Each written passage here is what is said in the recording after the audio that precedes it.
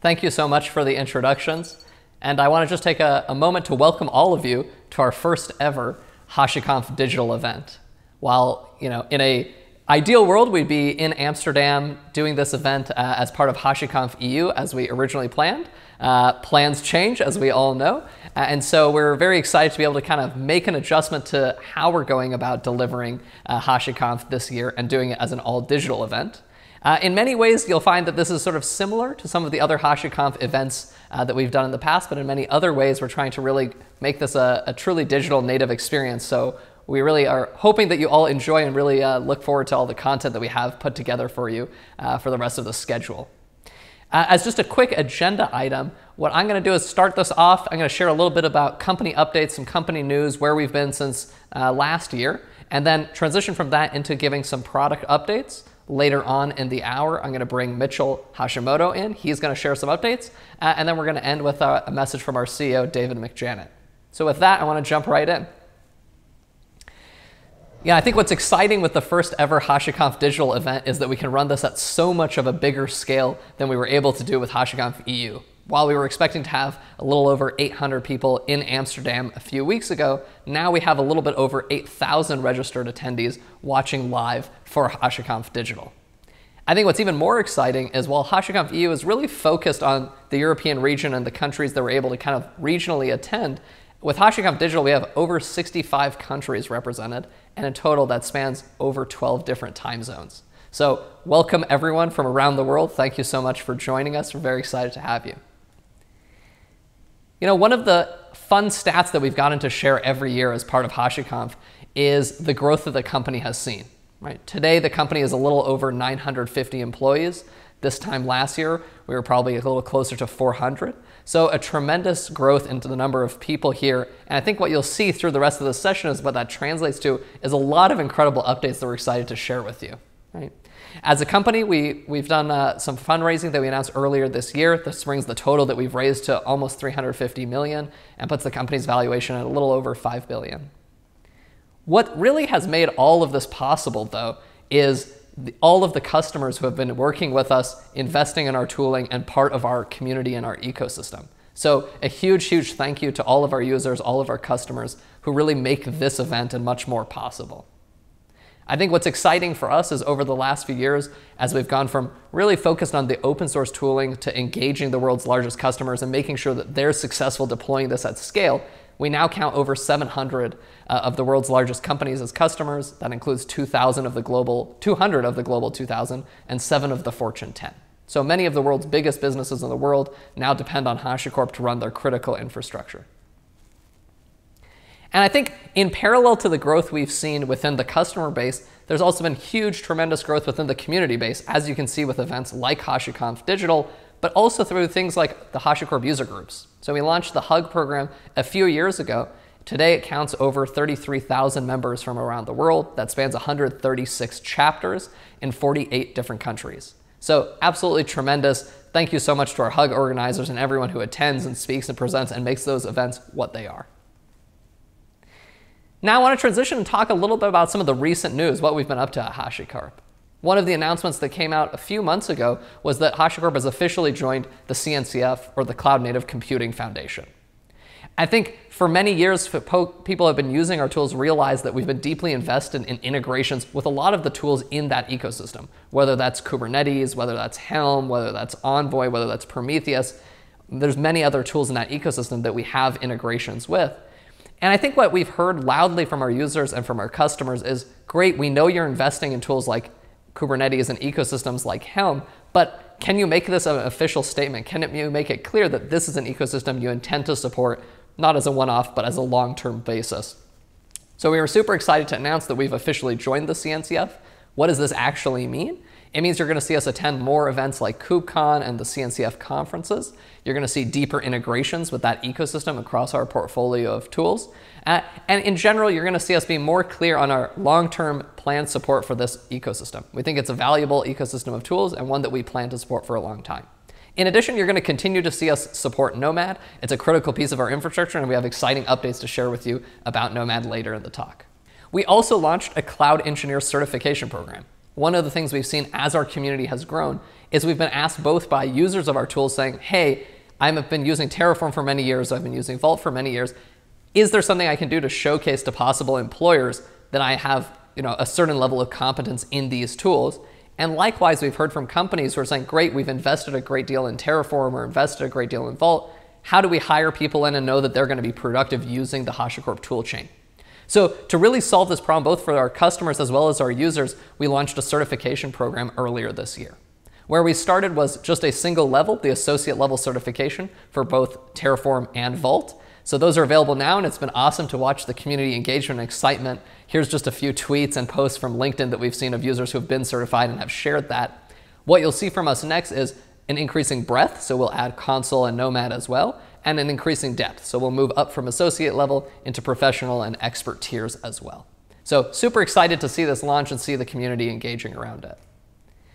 One of the things we've done to make it really easy to get certified is providing a study guide and comprehensive study exam questions. So if this is something you are interested in, but you're not sure where to get started, if you go to the HashiCorp learning platform at just learn.hashicorp.com, click on one of the products like Terraform, you can scroll down and you'll see a button to prepare for the certification. Within that, you'll find all of the exam material that's covered. There's a study guide as well as practice exam questions that'll really run you through everything you need to know. All of the content is free, and so you can go through that and get prepared to be certified. And so what's been driving all of this growth? When we talk about the growth in the HashiCorp community, the growth in our customer base, for us, and I think for many of us who are watching this, it's sort of not a surprise that what's happening is the world is going to cloud, right? And so our thesis is that the world, by and large, the world's largest organizations used to have on-premise traditional data center infrastructure, and now that's moving out to public cloud providers. And really over the last few years, we've seen a shift from big enterprises saying, we're not planning to use the cloud, to maybe we'll use cloud, but we'll use one cloud in a hybrid setting, to know it's going to be a truly multi-cloud reality. And that's our view, is that the world is going to be multi-cloud. There's many different public cloud options now that have different offerings that people want to leverage for different specialized use cases or for different preferences that they may have. And so our view is that the world will fundamentally be multi-cloud. And so what is the role of HashiCorp in that world, right? The way we think about our job is how do we provide a consistent workflow for our users, whether they're deploying on-premise applications, whether they're deploying to one cloud, or whether they're deploying to multiple clouds all at the same time. And so the way we think about this is as 4 distinct layers. One is the provisioning and operations layer. How do we land infrastructure, build it day 1, modify it day 2, destroy it day 3, and do it in a consistent way across environments? The next layer up is thinking about security. How do we define and provide application identity? How do we manage who has access to credentials? How do we encrypt user data at rest and in transit? So there's a whole focus around data protection, application protection, infrastructure protection. The next level up is thinking about Consul and how do we focus on service networking. So as we're trying to route traffic between a modern Kubernetes app running in the cloud and a traditional application running on premise, how does that networking work? How do we connect all of these things together in a seamless experience? And the final layer is Nomad, really thinking about how do we deploy and manage our application lifecycle, whether that's a modern containerized app, it's a Java application, or maybe it's a C++ binary running on premise. That's great, we support all of those. So that's really the HashiCorp mission, is providing a consistent workflow that spans all of these different environments that we will. So with that, I want to switch gears into some exciting product updates. And first off, I want to start talking about Terraform. When we talk about what we've been focused on with Terraform over the last few releases, it's really been 3 broad themes. One has really been looking at usability, right? So whether this was the HCL2 improvements that came with 0.12, which really made the language much more flexible, much more readable, better error messages, it was really a focus on how do we make the tool more usable for our end users. The next big category were things like collaboration. As we go from one user of Terraform to a team to hundreds of users of Terraform in an organization, how do we collaborate with one another and be effective? And that's been a big focus for us with things like Terraform Cloud. Earlier this year, we opened up Terraform Cloud and made it generally available and announced our free tier. And now there's tens of thousands of users who use that every day to collaborate as the basis of how they work together on Terraform. The third piece has really been our ecosystem. How do we make it easier to integrate new providers in our ecosystem? How do we make it easier to discover those existing providers? How do we make it seamless to find version documentation? And in general, support a broad ecosystem around Terraform. So these have been the kind of key themes that we've been building on, not only for past releases, but with future releases. So with that, I'm very excited to take a moment to talk about some of the new and upcoming features of Terraform 0.13. The first one I want to spend some time talking about is module counts. These have long been asked for within Terraform.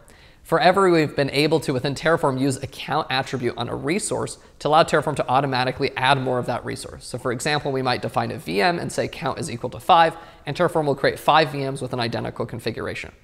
Now that same count parameter can actually be applied to a module. A module might consist of tens or hundreds of sub-resources or sub-modules as well, but Terraform can clone and provide multiple instances of that entire module and all of the sub-resources now. So you might have a simplistic use case like we've outlined in this example, where maybe I want to create a blob bucket in multiple different environments, production, development, QA, etc. I can define a list of these environments that I want, and then have the count of the module that sets up that bucket be dependent on my list. So now instead of having to copy paste resources if I want a new environment, I can simply add a new environment, maybe call it Armon test, and then a new Terraform module will be created matching that name, making it much more easy, much more flexible. In that same vein, we're also adding support for the for each expression on top of modules as well. So while count might enable us to do relatively simplistic expansion into multiple counts of modules, the for each allows for more complex logic. Maybe we have a key value mapping of things, or we need some logic being applied depending on which instance it is, and the for each gives us that flexibility and that power. So in this case, we might be setting up a set of resource groups in different regions, and so we can create a mapping that has the different key value pairs of how we want to apply it, and then do a for each over the module and deploy a Kubernetes cluster within each of those resource groups. The next one is the ability to express a depends on construct with a module as well. So much like resources, generally Terraform is smart enough to implicitly figure out dependencies. Based on your referencing of one thing onto another, Terraform will figure out what is the correct order to create things. That's the right approach 99% of the time because Terraform can implicitly figure out the dependencies. But 1% of the time, we need to be more explicit. We need to tell Terraform this thing must be done first before these other actions will be able to be successful. And so while we could do that at a resource level, it wasn't available at a granularity of a module, and now is with Terraform 0.13.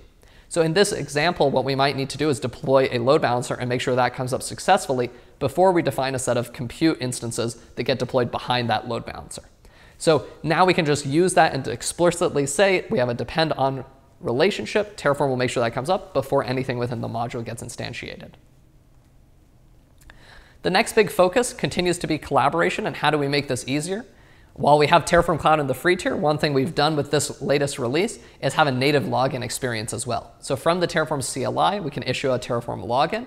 This will redirect us and do the authentication within Terraform Cloud. And then once we have a token generated that lets us authenticate, that will kick us back into the CLI where we can continue with whatever operation we were doing. The next big set of focus has been the ecosystem, right? And so specifically in this case has been looking at how do we make it easier for providers to scale, right? And so one piece of this has been moving providers into the Terraform registry. So where the registry started as a place to publicly host modules, it now also holds the providers and provides version documentation and makes it more accessible to see what are the different providers available. One of the things we're introducing is a first-class notion of namespaces. So now you might have an official provider at, for example, HashiCorp/AWS, but this gives us a namespace in which other providers can now exist. So one of the things this enables, for example, is other external private module registries, right? So if you're using Terraform Enterprise on-premise as an example, you could have a different registry internally hosting a custom provider. So maybe you've forked an upstream resource provider and added custom definitions, or you've developed an in-house provider for resources that are an API that exists internal to your organization. You can now create that provider, upload it to the registry, and seamlessly point to it using a private endpoint. Within the public registry, we can now use these different namespaces to have different communities, members, as well as ISV partners publish their own provider. So now you might say, great, I have this provider, I'm going to fork it from the upstream, add some resources and host it in my own private namespace or for my internal organization and put it within your own namespace of providers. And you get all the same benefits of being able to do version pinning, discovery. It's all integrated as part of Terraform init command. So you get the same seamless experience that an official provider would get as well. We've already shared some of these in early preview with the community, and it's been awesome to see the early feedback. I think people are really excited. Anyone who has either written a custom provider or needed to fork an upstream provider and modified it is really going to find that these features make it much easier, much more streamlined to actually navigate Terraform providers. So very excited to see what the community actually does with this, with the new features. Everything that we just talked about is now available as Terraform 0.13. The beta of that is now available today. So if you're interested in that, go check it out at terraform.io. In addition, if you're interested, we're going to have a few talks later on in our schedule about Terraform.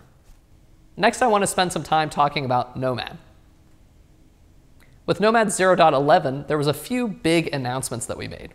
One was task dependencies. This allowed you to expressly say that a certain task, such as an init process, needs to run before the rest of the containers within the group. So this allows you to have more complex flows and chain different set of tasks within a task group. The next big one was adoption of the CSI standard from the Kubernetes community. This allows any of the existing CSI storage drivers, which are used within the Kubernetes community, to be used within the Nomad platform as well. So you can use that to define persistent block storage or other types of storage like NFS and extend your jobs to leverage those as well.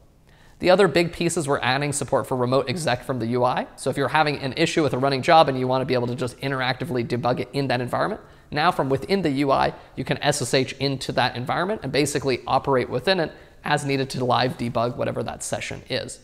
The other one was a beta announcement of our auto scaling. This brings support for both horizontal scaling of the Nomad cluster itself, so if you need to scale up and add more nodes to a Nomad cluster, as well as horizontal scaling for applications. So if your application is under load and you need to add more instances, now there's an auto scaling support for that as well. What's been exciting to watch with Nomad is just the growth that we've seen year over year, quarter over quarter in the adoption. We're super excited about the trajectory of Nomad. We're heavily invested in it. It powers our own cloud offerings like Terraform Cloud. But more than that, we're seeing major users such as Cloudflare and Roblox leverage it at the heart of their platforms as well. So this has been super exciting for us to see. One of the really cool use cases that we shared earlier this year was with Roblox. For those who are unfamiliar, they make an online gaming platform. They span over 100 million active players. And just in the course of the last 3 months, given COVID and given that there's more people at home, they've seen a surge of over 40% of their usage that they've shared publicly. Now, what's exciting is they use all of the Nomad and Consul and Vault components underneath the scene to power this, not only at the scale they were already operating at, but the tremendous growth that they're seeing as well. And it's been exciting for us to see because not only are they major users of this technology, they're also contributors of it as well, having upstreamed multiple drivers for Windows to provide richer support in that ecosystem. So today, what I'm excited to talk about is some of the upcoming features of Nomad 0.12. This includes advanced scheduling capability, enhanced networking, an expanded ecosystem, and improvements to how federation works. So let's dive into each of those. The first one is how advanced scheduling has improved. So when we talk about the traditional approach to scheduling, it's one of bin packing. So we might have multiple nodes that exist, and what we're going to try and do is basically fill each node up as much as possible before putting any additional workload onto the other nodes. And the advantage here is, let's say I have 100 nodes, but I can fit all of my workload onto 60. Those are 40 machines that I could shut down and save on cost. I effectively have those machines that are idle, and so I don't need them, right? So this is the advantage. Even if it's fixed capacity, those 40 machines can step into a low energy mode and consume less power relative to the ones that are more fully loaded. What we're now adding support for is spread-based ranking as well. So not just having the support to bin pack, but the goal with spread is instead of going to the most loaded machine, we move workloads to the least loaded machine. And so this effect, we basically are spreading the workload across as many machines as possible. The advantage here is if we have a fixed pool of capacity, we avoid having a quality of service issue by really filling up a handful of nodes and the rest being idle. With this, all of our nodes can be productive, and we have some set of our workload that exists on all of the nodes. The next major improvement is we're moving preemption out of our enterprise offering and into open source. Now, the neat thing with preemption is it kind of frees us up from worrying about filling up our cluster from low priority jobs. So we might have a class of workload that we need to be running at all times, our web server, our API, or database, but then we might have background jobs that are doing data transformation or background batch processing, things like that, that when we have idle capacity, we want the cluster to work on. And so with Nomad and using priorities, we can submit all of this work, and when the cluster is idle or has spare capacity, it'll fill in this low priority work. Now the challenge can be is what if your cluster is full and now you need to do a scale up of your web server or some new high priority service, but the cluster is now filled. What preemption allows Nomad to do is basically eject the low priority work and make sure that there's enough capacity so that the high priority work can run on top of the cluster, right? So this frees you up from necessarily having to worry about overwhelming the cluster, manually dealing with what jobs should be running. You can simply submit everything to Nomad, use a relative set of priorities, and let the cluster figure it out. The next one is enhancement of the networking. So in the last release, we brought the CSI, which brought the container storage interface. With this release, we're bringing CNI, which is the container networking interface. And so this allows a rich ecosystem of existing plugins, such as Calico, Cilium, Weave, to all be used with Nomad transparently. Any of these providers that integrate with the CNI provider can now be used and leveraged from within Nomad as well. The other piece that we're doing to networking as well is expanding it to support multi-host networking. So if you have certain scenarios where you might have a task or a task group that needs to operate on multiple networks simultaneously, for example, maybe a private network and a public network or two different management networks, things like that, you can now specify your tasks in such a way that they can exist in both of these networks. We're also promoting the autoscaler out of beta and into tech preview. So we're excited about all the improvements that are being made here, tons of community excitement and contribution that's been taking place to this. So keep your eyes peeled for the improvements coming there. The next one that's been a great upgrade has been the improvements to federation. So Nomad, ever since 0.1 release, has had a support for multiple data centers and multiple regions and a federation between all of them. So Nomad has had this notion of multiple regions and the ability to direct workloads to them. But what we haven't had the ability to do was define a single job that simultaneously exists in multiple regions. You'd have to define a job that lived in one region at a time, and you could, of course, submit a job to any region and it would be forwarded appropriately. Now you can define a single job that will actually span multiple regions. So this makes it much easier if you're a user who's trying to deploy to a global deployment to simply roll out across multiple data centers and multiple regions around the world. All of these features that we announced are available in Nomad 0.12, and the beta of that is available today. If you're interested in learning more, check out nomadproject.io or watch the talk that's later in the schedule about Nomad. Next up, I want to spend some time talking about Consul. When we talk about Consul, there's kind of three major challenges that we see customers trying to solve. One is a notion of progressive delivery, which is if I'm developing my application, I maybe don't want to just release the new version and shut the old version down. I might want to deploy it partially and say, great, 5% of my traffic goes there as a canary, or I'm going to run the old and new version simultaneously and do sort of a blue-green deploy so that I can ensure I understand the behavior is correct, I can progressively turn on traffic to it, and if something goes wrong, I can send traffic to the old version that I know is working well. So this requires a higher level of network automation to enable us to actually do this. The other piece we see people struggle with is as they're going to a microservice architecture and we have dozens or hundreds of services, how do we actually do security in a consistent way? Yes, we could build in a username and password mechanism or an API token or signing or certificates, but how do we do it in a way that all of our applications inherit this rather than each app having to be updated or using 10 different mechanisms and we have the overhead of that? And so the goal with Consul is really to enforce a TLS-based approach where all of our applications get an identity and a certificate distributed to them that encodes that identity. And then we can use a set of proxies to use mutual TLS between all of our services.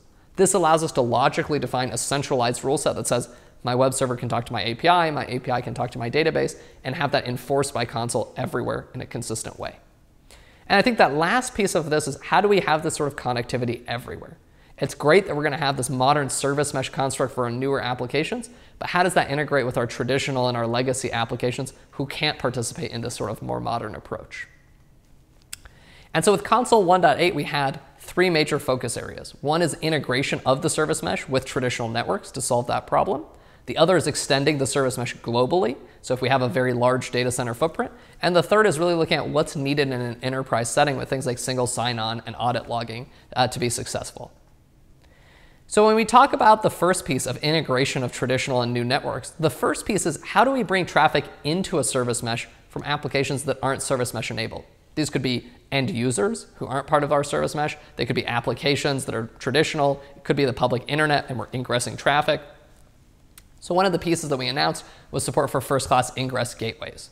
These can be managed by Consul. This includes things like Envoy, such that we can define how traffic that's coming into the mesh should be ingressed. The next major piece of this is how does traffic flow between Consul clusters across data centers or across different regions? Traditionally, to make this work, you either had things like express connects or direct connect, express routes, such that you were connecting an on-premise to a cloud environment with an expensive private link. Or you had things like VPN tunnels or SD-WAN overlays. You had these complex networking technologies that you had to implement. Now what we've introduced is a notion of a mesh gateway, and a mesh gateway basically straddles the public internet as well as your private network, and all of that traffic gets encapsulated over TLS between them. So I could have one region in Azure, one region in AWS. Traffic can flow between them using mesh gateways, and it's encrypted end-to-end. No VPN tunnel, no Express Connect, none of that, right? So this dramatically simplifies the networking approach. Now, one limitation prior to Consul 1.8 was that Consul's traffic itself still needed to address directly and could not go over a mesh gateway. Now with 1.8, all of that traffic can flow over the mesh gateway, so the only internet connectivity you need is the public internet. As long as these two regions can speak over the public internet, all the traffic can now transit over the mesh gateways, and you can get seamless connectivity between data centers, between regions. The next one is, what about traffic leaving the mesh, right? So we might have a modern cloud application that's running in Kubernetes in the cloud, but we need to talk to a traditional system on-premise. Might be a database or a legacy API, etc. And that thing's not mesh enabled. There's a traditional firewall, for example, sitting in front of it. So with our terminating gateways, traffic that's leaving the mesh goes and speaks to this gateway where it terminates the mesh.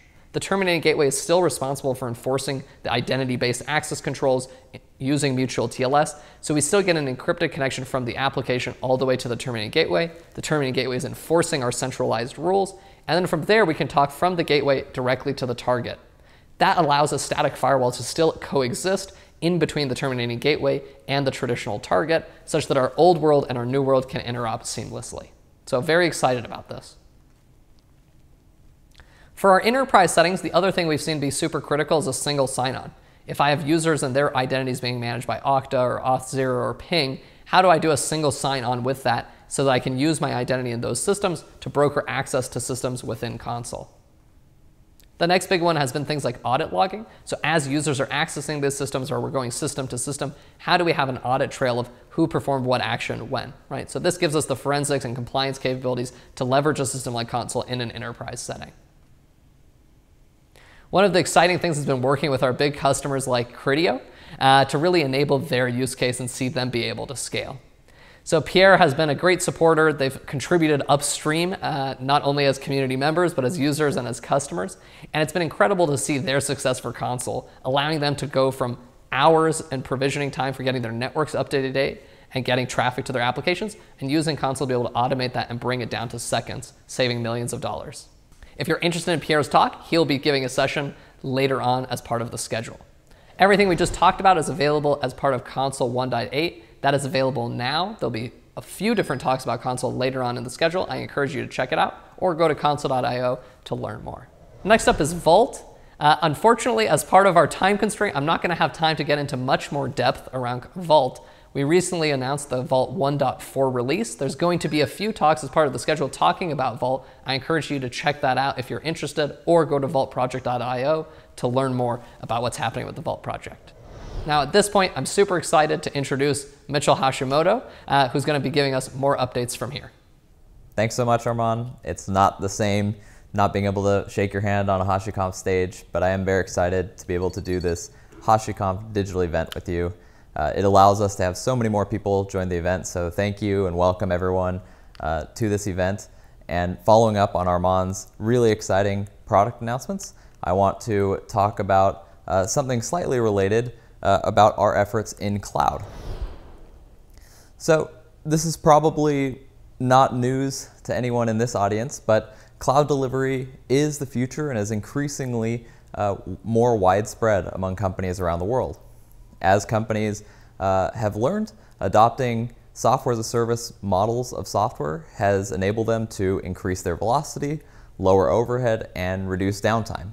They don't have to worry about how to run the software, how to train staff or hire staff to run that software, and they could really focus on building their applications directly against pieces of software right away.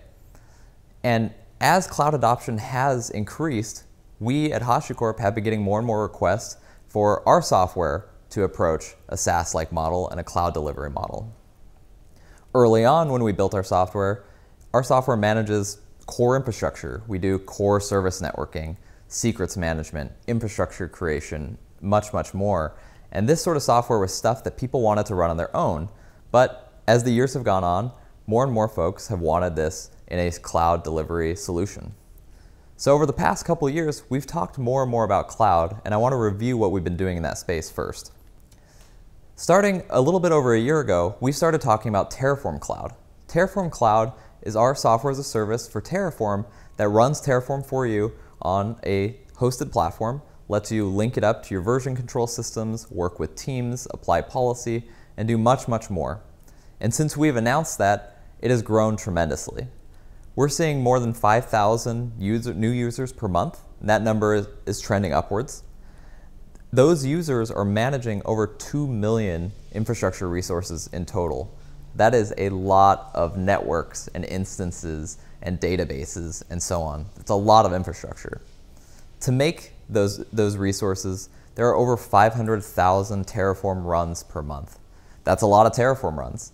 And that is also going up pretty rapidly on a month-by-month basis. So we're running Terraform a lot for people, managing a lot of resources, and this growth is showing us that people are really excited about this model of using Terraform. At HashiConf last year, we announced another service, the HashiCorp Consul service on Azure, or HCS. This is a service that lets users and customers spin up a managed Consul cluster directly in their Azure subscription. This was done in partnership with Microsoft, and so you could go directly into that Microsoft Azure portal, find HCS, add a Consul cluster to your subscription, and it spins up, shows up on your bill directly from Microsoft, and you could see the resources directly in your account that are being used. We've also expanded this to integrate directly with things like AKS or other Azure native services so that you could use Consul directly right away if you're an Azure customer. We announced this in private beta last year at HashiConf, and since then, in April, we've expanded that to a public beta. And in the time between the private and public beta, we addressed a lot of feedback that the beta users were giving us, and we focused much more on security and that initial secure experience. So HCS and the Consul clusters managed by HCS are now secure by default. This means that there's no externally routable IP addresses when you create a cluster. The ACLs are bootstrapped, and so right away your cluster has ACLs by default, and you could configure all the CIDR ranges of who can talk to that Consul cluster. We've also automated the peering setup, so you could peer HCS directly with your other VNets within your subscription, and that gives you access to Kubernetes services, VMs, databases, and more. All of this in HCS is available in a public beta. If you want to go give it a shot with your Azure account, you could use this URL right here. And our beta users have been very excited by HCS. Here's a quote from one of our beta users who provided some excellent feedback to us and showing how they're big Consul users and having a managed Consul service is letting them adopt it more quickly and with more confidence. So what's next? We're really excited to see the growth that we've seen with Terraform Cloud and HCS on Azure.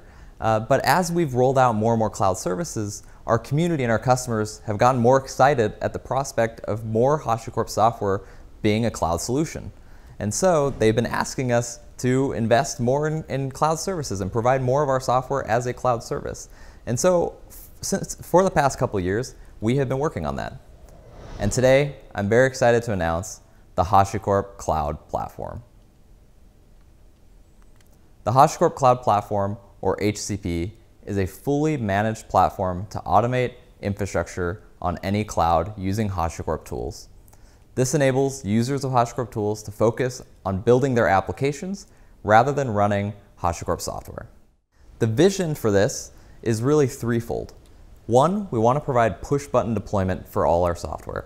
That means we want you to be able to push a button, get a Consul cluster, and focus on integrating your applications rather than operating Consul. Second, it's fully managed infrastructure. You don't need to provide VMs, or you don't need to provide an account or any of that. You ask for something like a Consul cluster, and we manage that infrastructure for you. And then finally, we want to provide one multi-cloud workflow. And what I mean by this is two things. One, we want to be able to provide our software to be installed in different cloud platforms. So you could install Consul in Azure, you can install Consul in AWS. That's the vision for this product.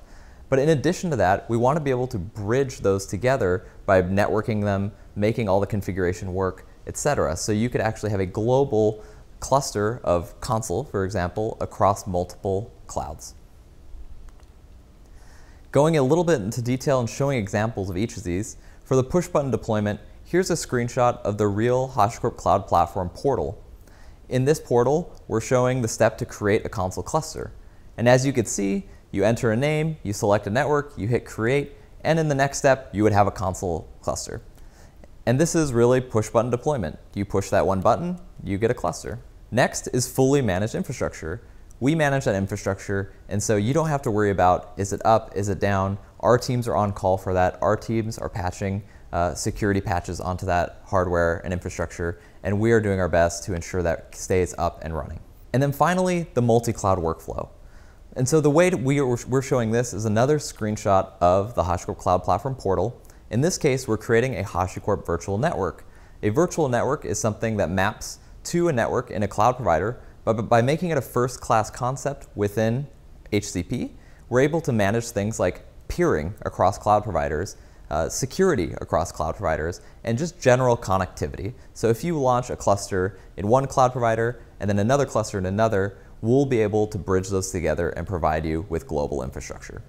And today, I'm excited to announce that the HCP Consul service on AWS is available in private beta. You could request access at the URL on the slide. This is a really big vision we have for HCP, and we're excited to ship the HCP Consul service on AWS, but we're going to continue to ship services incrementally on this to provide more and more of our software towards that ultimate vision. And so I'm also excited to say that later this year, we will be bringing HCP Vault onto AWS as well. And so just to reiterate, our vision for HCP is really the vision for the company, which is to bridge multi-cloud infrastructure and make it all work seamlessly together. To do that with HCP, we're providing a push-button experience on fully managed hardware, fully managed infrastructure, and having one workflow to manage that across multiple cloud providers. To tie this all together, I want to just repeat what our portfolio looks like now. On the left here, we have our software, our open source software and enterprise software that is customer managed. This is the software we've had for years and that you all know and love. From Terraform, Vault, Consul, and more, this is software you could download online, run in your own data centers, and use as you always have. Today, we announced our new first-party cloud service, HashiCorp Cloud Platform. This joins Terraform Cloud as a first-party cloud service solution that HashiCorp offers to deliver our software. And then last year, we announced the Consul service on Azure, which is more of a third-party solution since you adopt it directly through the Microsoft Azure portal, but we still manage the software, the infrastructure, and provide that full experience for you. But looking back at HashiCorp Cloud Platform, I want to bring someone on to show you exactly what using HashiCorp Cloud Platform is like. And there's no better person to do that than someone directly from the HCP team. I'd like to invite on Matthew Irish, software engineer on the HCP Experiences team. Thanks, Mitchell, and welcome everyone to HashiConf Digital 2020. I wanted to introduce myself. I'm Matthew Irish, and I'm a software engineer working on the HashiCorp Cloud Platform, or HCP for short. Today, I wanted to give you a little preview of the platform and the first product we're offering on the platform, HCP Consul, which is available in beta starting today. So let's say that your organization is starting a cloud migration, and you're moving more applications to the cloud. You're going to need a way for those applications to securely communicate to each other, no matter where they're running, whether that's in containers on Nomad or Kubernetes, in a VM environment like EC2, or even on-prem. With HCP Consul, you can deploy production-ready Consul clusters securely and easily. And with HCP Consul, you can also focus on building your applications and using the features that Consul provides rather than running Consul. So let's take a look at the HashiCorp Cloud Platform. All that you need to get started is a GitHub account. So we'll go ahead and sign in here. And then once you're logged in, we're going to walk you through the steps that you need to get started. But I'm going to do that for you today. So the first one is we need to create a HashiCorp virtual network. And then once that's done, we can deploy our first Consul cluster onto that network. And then finally, we'll need to create a peering connection to that HashiCorp virtual network so that you can communicate externally to the the cluster running in the HVN.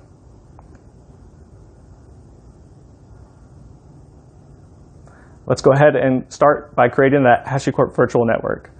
So we'll go here, click Create. And on the form, we've already defaulted the name, the cloud provider and the region for you, as well as the CIDR block. We're going to keep those defaults for this demo, but feel free to edit those. Now, the HashiCorp virtual network is a network abstraction in HCP. So anything that you deploy in HCP will be done so on a HashiCorp virtual network. We're starting with just AWS and US West 2 as the cloud provider and region, but we'll be expanding those over time. You can see we're done here.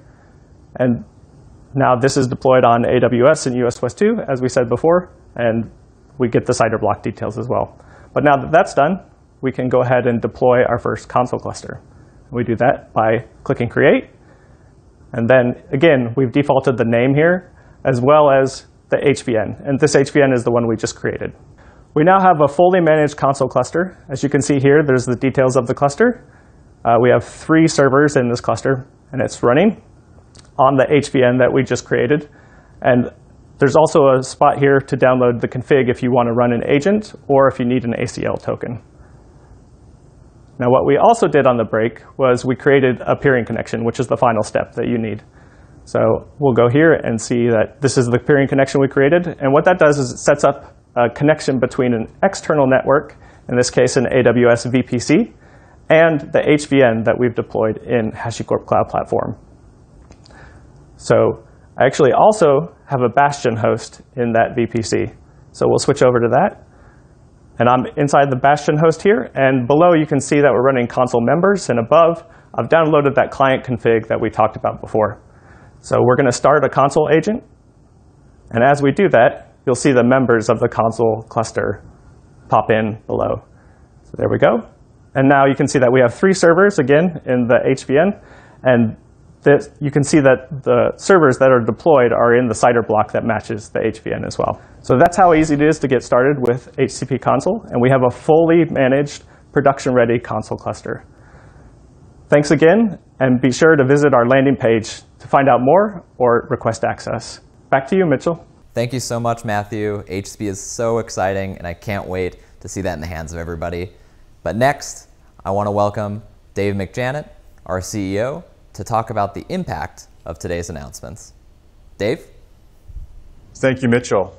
And let me extend my warm welcome to all of you that have joined us today for our first ever HashiConf Digital event. As Mitchell indicated, the announcement of our HashiCorp Cloud Platform is a very significant milestone for us, and it's something we've, in fact, been working on for a couple of years. What we are announcing is the ability for HashiCorp to deliver a fully managed platform to automate infrastructure on any cloud. We think this is going to be really, really important for our community of users, for our ecosystem of partners, and ultimately for our commercial customer base who are beginning to run our products at really significant scale. I think what we've learned as we travel around the globe is that there's an enormous amount of consistency with respect to how people adopt cloud. It is a platform transition not dissimilar from the platform transitions we've gone through in the past. For example, we went from mainframes to client server, and that caused people to rethink about how they run infrastructure at every layer.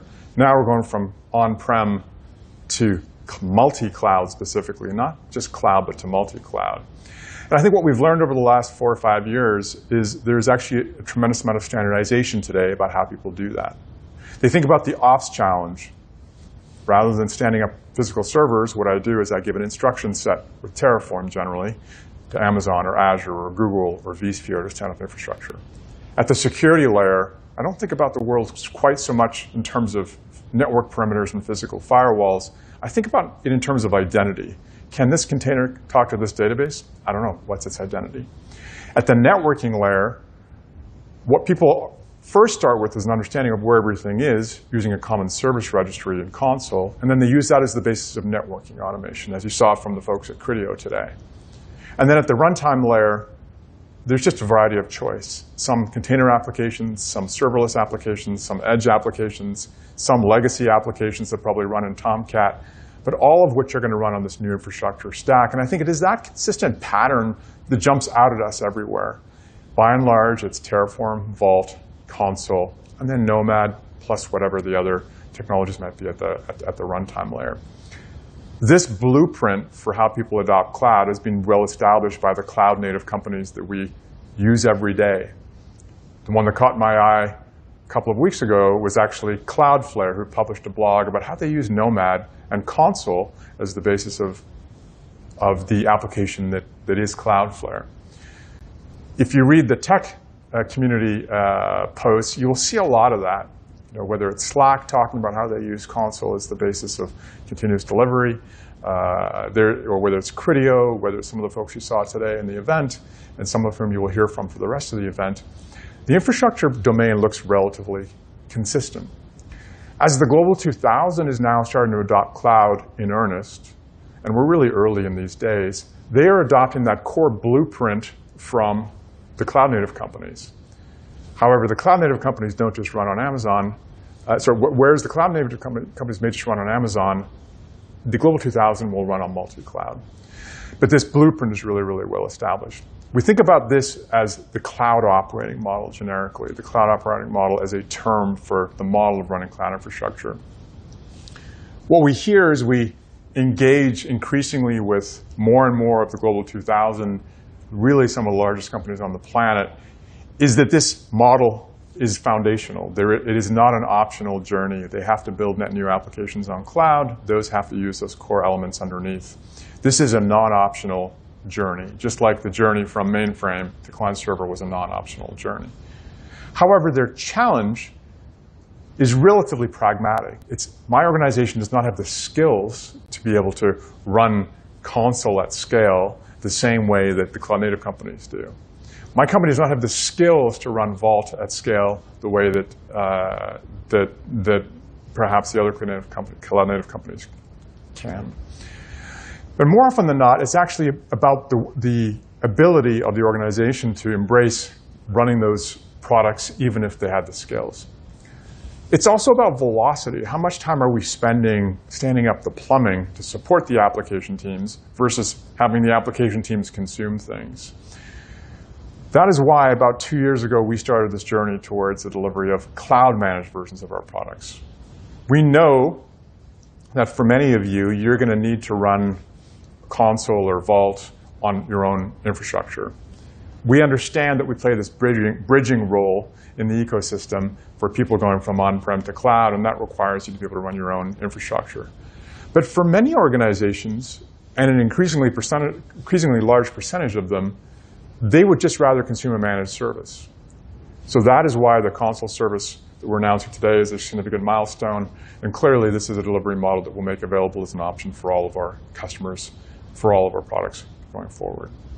When I step back, here's what I see. I see that we as an industry are going through this infrastructure transition that is not dissimilar from infrastructure transitions of the past. Number two, I see that the domain is relatively well understood. Right? We are enough years into this cloud transition that the core principles of how to do ops security and networking are really pretty well understood. By and large, that blueprint, whether it's for the cloud-native companies who got there first or whether it's for the Global 2000 that are getting there in earnest today, is generally consistent. It is Terraform for provisioning, Vault for identity-based security, Consul for service discovery and ultimately service-based networking, and then a range of technologies of application types on top. That is the blueprint that the cloud-native companies build from, and that is the blueprint that the Global 2000 are now increasingly standardizing on. At HashiCorp, we feel as though we have a very unique approach to the market. We have always viewed our role as an enabler. We are an enabler for the practitioner, the end user that uses our products every day. Our true north is to build products that solve the problems of the end user first and foremost. And we do that in open source. Number two, we enable the ecosystem to bring more workloads under management, whether you are a networking vendor or whether you are a cloud provider, whether you are a firewall vendor, to be able to allow you to help your customers navigate to this transition to the new model. And number three, we're focused on our end users in the enterprise who are now running these products at significant scale and who are increasingly reliant on HashiCorp as a vendor in the traditional sense to run their cloud transformation. It is the interplay of those three constituents around which we center ourselves. Our users, our ecosystem, and our enterprise customers. It is the interplay of those three constituents that are the essence of our model. That's been our model since we began the company years ago, and it will be our model always. We're excited about this transition in delivery of our products. We're amazed at the amount of people that come to participate with us. That really just speaks to the amount of energy there is with respect to this transformation, and we're excited to have you all here. Look forward to sharing more information about the specific sessions in the conference, and can't wait to get started. Thank you.